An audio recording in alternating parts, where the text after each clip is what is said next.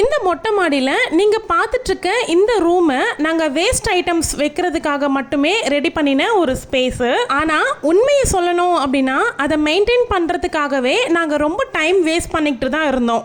அதனாலேயே ரொம்ப யோசித்து ஒரு முக்கியமான டெசிஷனை எடுத்து இந்த ரூமை பிரிச்சுட்டோம் முழுசாவே. இதில் இருக்கக்கூடிய இந்த மெட்டீரியல்ஸ் கூட வேஸ்ட் ஆகக்கூடாது அப்படிங்கிறதுனால நாங்கள் அதையுமே வேறு விதமாக யூஸ் பண்ணுறதுக்கு முடிவு பண்ணியிருக்கோம். நம்ம வீட்டில் அடுத்தடுத்து நடக்க போகிற பெரிய மாற்றத்துக்கான இது ஒரு ஸ்டார்ட் அப் தான். இன்னும் அடுத்தடுத்த வீடியோவில் இந்த மெட்டீரியல்ஸை நாங்கள் என்ன யூஸ் பண்ணியிருக்கோம், வேறு எந்த மாதிரி ரெடி பண்ணோங்கிறத பற்றியும், அப்புறம் மேஸ்திரி ஒர்க் பண்ண வேண்டியது இருக்குது நம்ம வீட்டில், அதெல்லாமே பார்க்க போகிறீங்க.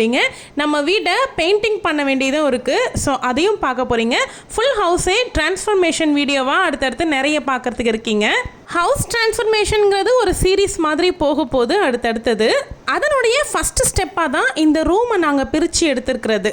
Welcome to my channel. நான் உங்கள் பிரியா. என் சேனலை சப்ஸ்கிரைப் பண்ணி தொடர்ந்து ஆதரவு கொடுத்துட்ருக்கேன். உங்கள் எல்லாருக்குமே ரொம்ப நன்றி. இனிமேல் சப்ஸ்கிரைப் பண்ண போகிறவங்களுக்கும் ரொம்ப ரொம்ப நன்றி. நாங்கள் ஒரு 7 வருஷத்துக்கு முன்னாடி ஃபேன்சி ஸ்டோர் வச்சுருந்தோம் வேறு ஒரு ஏரியாவில். அதுக்கப்புறமா நம்ம இங்கே வீடு வாங்கிட்டு வந்துட்டோம்.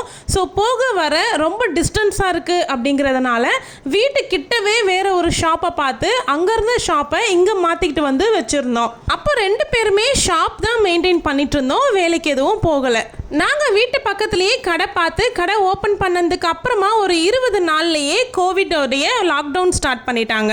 அந்த இடத்துலையே பெருசாக எங்களுக்கு அடி வாங்கிருச்சுன்னு தான் சொல்லணும். இந்த போட்டிருக்கிற இந்த மெட்டீரியல்ஸ் எல்லாமே நாங்கள் கடையில் யூஸ் பண்ணிகிட்டு இருந்த மெட்டீரியல்ஸ் தான். எங்கள் ஷாப்புக்கு வெளியில் ஒரு டோர் மாதிரி போட்டு வச்சுருந்தோம். அந்த மெட்டீரியலை யூஸ் பண்ணி தான் இங்கே தம்பி இந்த ரூமை போட்டு கொடுத்தாங்க. இந்த ரூமை நம்ம வீட்டுக்கு மாடியில் போட்டு ஒரு 3 வருஷம் ஆகுது. என்ன ஒரு மிஸ்டேக் ஆயிடுச்சு அப்படின்னா ரூம் நல்லா ஒழுகுது. ஸோ அதனால் நாங்கள் கொண்டு வந்து வச்சுருந்த திங்ஸ் எல்லாமே நனைய ஆரம்பித்து உள்ளேயே நிறைய பூச்சிகள் வர ஆரம்பிச்சுது. சடனாக கடையை காலி பண்ண வேண்டிய சூழ்நிலை வந்துச்சு அப்படிங்கிறதுனால கொண்டு வந்து எல்லா திங்ஸும் வீட்டில் போட்டோம். அதில் இருந்த ஃபர்னிச்சர் எல்லாமே நாங்கள் சேல் பண்ணிட்டோம். அதுக்கப்புறமா திங்ஸ் எல்லாத்தையும் கொண்டு வந்து வீட்டிலே கீழே டபுள் பெட்ரூம் வீடு நம்மளுது. அதில் ஒரு பெட்ரூமை ஃபுல்லாக இந்த திங்ஸ் போடுறதுக்காகவே அடைச்சி வச்சுட்டோம். அதுக்கப்புறமா இந்த ரூம் ரெடி பண்ணதுக்கு அப்புறமா அந்த திங்ஸ் எல்லாத்தையும் கொண்டு வந்து இதுக்குள்ளே வச்சுட்டோம். அந்த டைம் பெரிய பட்ஜெட் ப்ராப்ளம்ங்கிறதுனால இந்த ரூமை ப்ராப்பராக கொண்டு வந்து போடலை. தம்பி போட்டு கொடுத்தாங்க. அதில் நிறைய இடத்துல கேப்ஸ் இருந்துச்சு. ஸோ அதிலலாம் நிறைய எலிகள் பூர ஆரம்பிச்சிருச்சு. சரி, மொத்தமாக யாராவது ஒரு ஃபேன்சி ஸ்டோர் கடை வச்சுருக்கிறவங்க கிட்ட போயிட்டு நம்ம விலை பேசி கொடுத்துடலாம் அப்படின்னும்பொழுது ரொம்ப அடிமட்ட ரேட்டுக்கு தான் கேட்டாங்க. நம்ம 10 ரூபா கொடுத்து ஒரு பொருள் வாங்கி வச்சுருக்கோம் அப்படின்னா அந்த பொருளை 2 ரூபாய்க்கு தான் கேட்டாங்க. ஸோ எங்களுக்கு மனசே வரலை. அந்த டைம் அவ்வளோ டைமும் கிடையாது எங்களுக்கு. ஸோ அதனால் கொண்டு வந்து எல்லாத்தையும் வீட்டில் டம்ப் பண்ணோம். ஆனால் கிட்டத்தட்ட ஒரு 40%லேருந்து 50% பொருள் வேஸ்ட்டாக தான் போயிடுச்சு. எங்களோட லைஃப்பில் அது ஒரு பெரிய லாஸாக அமைஞ்சிருச்சு. கீழே நம்ம வீட்டில் யூஸ் பண்ணக்கூடிய திங்ஸ் ஏதாவது நான் டீக்ளட்டர் பண்ணுறேன். அது ஏதாவது வேண்டாத பொருள், பிளாஸ்டிக் பொருள், இரும்புக்கு போட வேண்டிய பொருள், வேண்டாம் அப்படின்னு தூக்கி வச்சுருக்க ஒரு துணிகள், இது எல்லாத்தையும் கொண்டு வந்து இந்த ரூமில் தான் வச்சுருப்போம். 2 மாதத்துக்கு ஒரு தடவையோ இல்லை 3 மாதத்துக்கு ஒரு தடவையோ கொண்டு போய் பழைய பொருள்லாம் வாங்குவாங்கள்ல எடைக்கு, அவங்கக்கிட்ட கொண்டு போய் கொடுத்துட்டு காசு வாங்கிட்டு வந்துடுவாங்க. மாதம் கொண்டு போய் போடுற அளவுக்கு டைம் கிடையாது. அதனால் 2-3 மாதம் சேர்ந்துருச்சு அப்படின்னா வீட்டுக்கிட்டேயே பழைய பொருள் வாங்குகிற வண்டியும் வரும். முடிஞ்ச அளவுக்கு அதுலேயும் போடுவோம். அப்படி இல்லை அப்படின்னா கொண்டு போய் நாங்களே வண்டியில் வச்சு எடுத்துகிட்டு போய் காசு பண்ணிவிட்டு வந்துடுவோம். கடையில் யூஸ் பண்ணின ட்ரேக்கள் எல்லாமே நிறைய இருந்துச்சு. அதெல்லாமே இப்போ கொஞ்சம் தக்காளி ட்ரே இருக்கும்ல, அதெல்லாமே இப்போ செடி வைக்கிறதுக்கு யூஸ் பண்ணிக்கலாம் அப்படிங்கிறதுனால நான் அதெல்லாம் எடுத்து வச்சுக்கிட்டேன். அப்புறம் இருக்க ட்ரேஸ் எல்லாமே நான் தெரிஞ்சவங்களுக்கு கொஞ்சம் கொஞ்சமாக பிரித்து கொடுக்கலாம் அப்படின்னு யோசிச்சுட்டேன். ஆல்ரெடி கடையிலேருந்து கொண்டு வந்து போட்ட பொருட்களே இதில் நிறையவே இருக்கும். அது இல்லாமல் நம்ம வீட்டில் டிக்ளட்டர் பண்ணக்கூடிய பொருட்கள், வேண்டாத பாத்திரங்கள், இது எல்லாமே கொண்டு வந்து இங்கேயே வைக்கிறதுனால மாதத்துக்கு ஒரு தடவை இதை க்ளீன் பண்ணுறதுக்காகவே ஓரளவுக்கு டைமை நாங்கள் ஸ்பெண்ட் பண்ணிகிட்டே இருப்போம். ஏதாவது ஒரு சண்டேவை இந்த ரூமை க்ளீன் பண்ணுறதுக்காகவே எங்களுக்கு டைம் வேஸ்ட் ஆகிட்டே இருந்துச்சு. இந்த மாதிரி நிறைய பேர் வீட்டில் வேண்டாத பொருள் போட்டு வைக்கிறதுக்காகவே ஒரு ரூம் வச்சுருப்போம். அந்த ரூமை மெயின்டைன் பண்ணணும் அப்படிங்கிறதுக்காகவே நிறைய டைம் வேஸ்ட்டும் பண்ணுவோம். வாரம் முழுக்க வேலைக்கு போயிட்டு வருவாங்க ஹஸ்பண்ட். ஞாயிற்றுக்கிழமை ஒரு நாள் மறுபடியும் இந்த இடத்துலையே ஏதாவது ஒரு வேலை இருக்கும் க்ளீன் பண்ணணும் அப்படிங்கிறதுக்காக பேப்பர்ஸு புக்ஸு இந்த மாதிரி எல்லாமே கொண்டு வந்து இங்கே வைக்கிறதுனால கரப்பாம்பூச்சிகள் எல்லாமே உருவாக ஆரம்பிச்சிருச்சு. நம்மளோட வீடியோ ரெகுலராக பார்க்குறவங்களுக்கு தெரியும், நம்ம வீட்டில் வந்து ஒரு ரூமை வந்து ஓப்பனே பண்ண மாட்டேன், க்ளோஸ்லேயே தான் வச்சுருப்பேன். அந்த ரூமில் தான் இன்னும் சில திங்ஸ் எல்லாமே இருக்குது. ஒரு வழியாக எல்லா பொருட்களையும் கொண்டு போய் எடைக்கடைக்கு போட்டு முடிச்சுட்டு இந்த ரூமையும் கிளியர் பண்ணிடலாம் அப்படின்னு சொல்லிட்டு ஆளை கூப்பிட்டு பண்ண ஆரம்பிச்சாச்சு. ரூஃபில் வந்து ஹோல்ஸ் போட்டிருந்தோம், இதுக்கு முன்னாடி ஷீட் போடும்பொழுது தம்பி போட்டிருந்தாரு.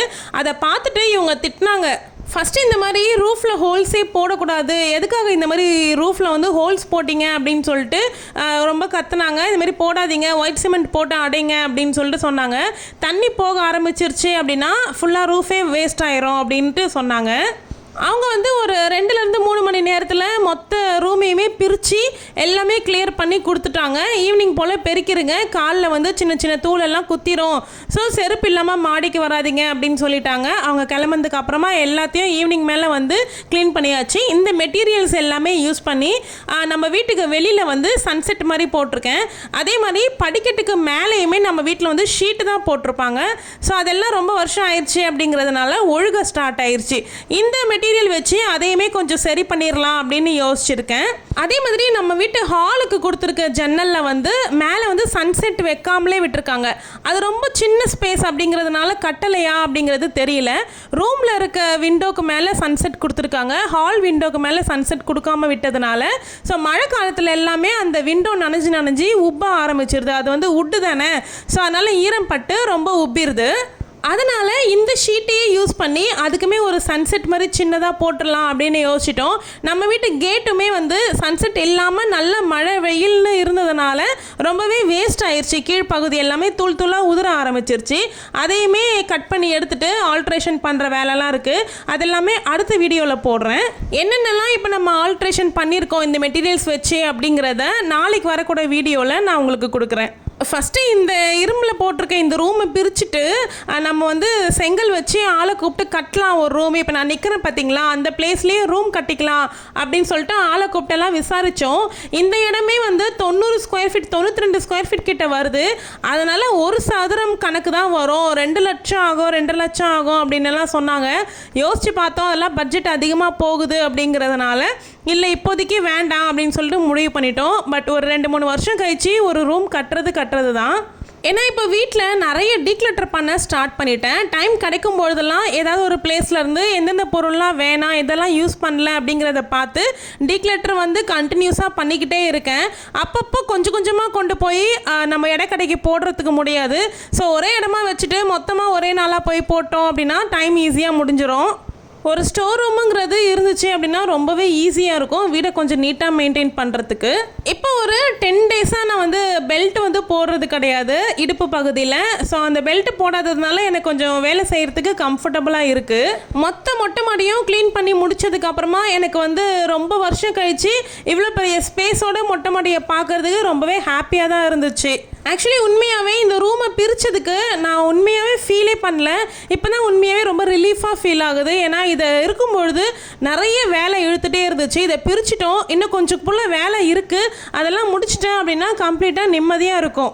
நம்மளுடைய வீடு வந்து புதுசாக மாறப்போகுது, நிறைய ஆல்ட்ரேஷன்ஸ் ஒர்க் எல்லாமே பண்ண போகிறோம். அடுத்தடுத்த வீடியோவில் வந்து நான் கண்டிப்பாக காமிக்கிறேன். சப்ஸ்கிரைப் பண்ணாதவங்க சப்ஸ்கிரைப் பண்ணி வச்சுக்கோங்க, ஹவுஸ் ட்ரான்ஸ்ஃபர்மேஷன் பார்க்குறதுக்காகவே. பெயிண்டிங் ஒர்க்லாம் முடிச்சதுக்கப்புறமா நான் எந்த மாதிரி வீடை திரும்பவும் அரேஞ்ச் பண்ணி வைக்கிறேன் இதெல்லாமே வீடியோவாக கொடுக்கறதுக்கு இருக்கேன். இந்த வீடியோ பிடிச்சிருந்தா வீடியோவை லைக் பண்ணி ஹை பட்டன் கொடுங்க. நாளைக்கு வீடியோவை மிஸ் பண்ணாமல் பாருங்கள், சப்ஸ்கிரைப் பண்ணிக்கோங்க. தேங்க்யூ.